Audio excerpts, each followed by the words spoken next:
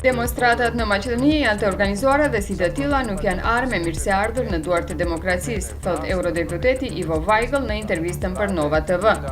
Nëse politikani u largohet bisedave dhe kompromiseve, ai atëherë nuk është politikani i përgjithshëm, thot Vajgëll për veprimin e Ivanovit.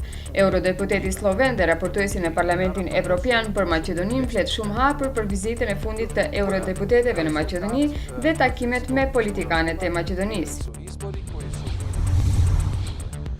Presidenti i SBA Donald Trump i përfundoi bisedat me republikanët që kundërshtojnë ndryshimet e ligjit për mbrojtjen shëndetësore për të cilat sot do të votojë Dhoma e Përfaqësuesve me ose pa shumicë të siguruar.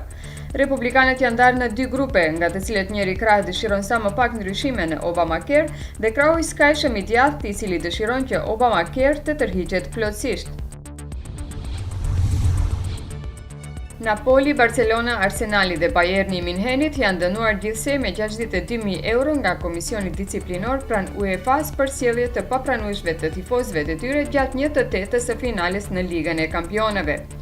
Dënimet janë për përdorimin e laserave nga tribunat, bllokimin e shkallëve, hedhjen e gjysendeve të forta në fushë dhe ndezjen e pishtarëve, për hyrjen e tifozëve në fushë dhe për kartona të verdhë.